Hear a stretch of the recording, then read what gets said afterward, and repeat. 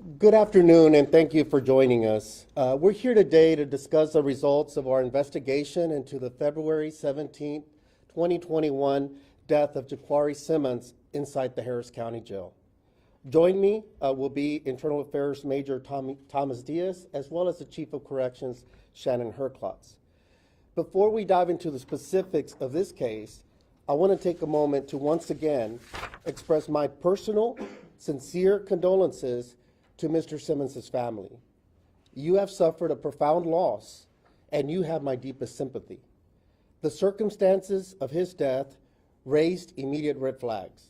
Frankly, the initial explanation given by those who were involved just didn't comport with the facts. This led our team to launch a thorough internal affairs investigation.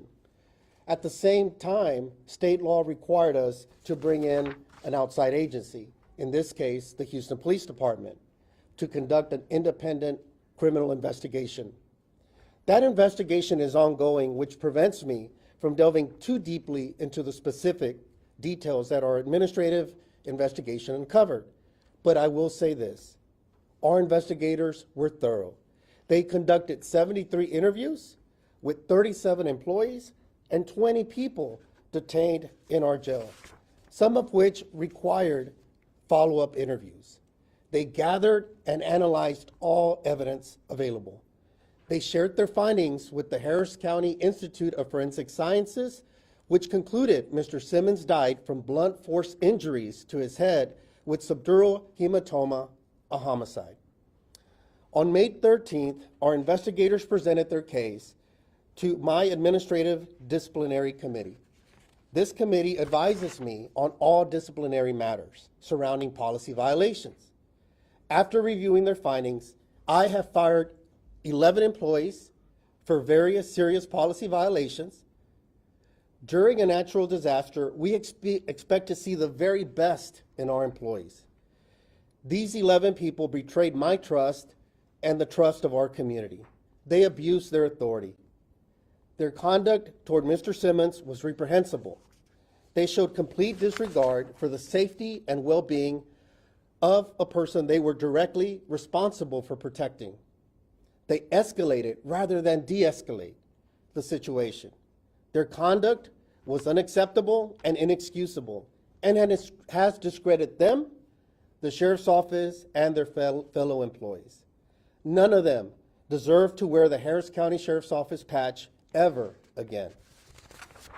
In addition to these 11 terminations, I have ordered the unpaid suspension of 6 employees who violated policies and procedures in connection with Mr. Simmons' death. All 6 of them are on notice that unless they exhibit immediate and consistent compliance with and adherence to all Sheriff's Office policy, rules, and regulations, they will be subjected to imposition of further disciplinary action, up to and including termination. I understand that these disciplinary actions in no way make up for what happened to Jaquari Simmons inside our jail.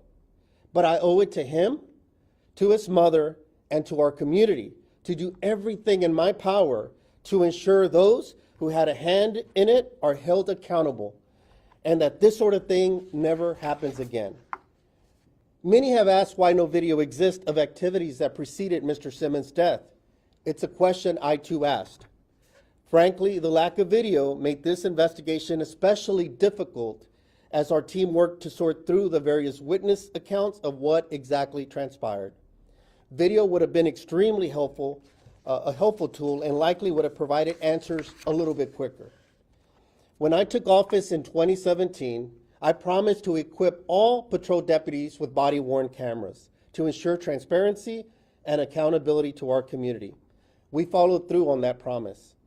In 2017, a couple years back, we also kicked off a project to expand security cameras inside the 1.4 million square feet of jail space we operate.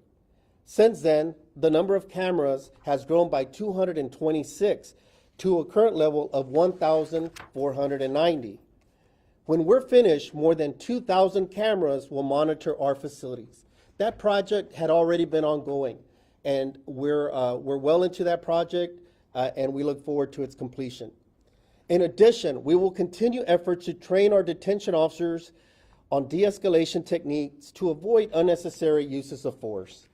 Most importantly, we will push forward with our commitment to instill a culture throughout our jail that ensures everyone in our care is treated with dignity and respect.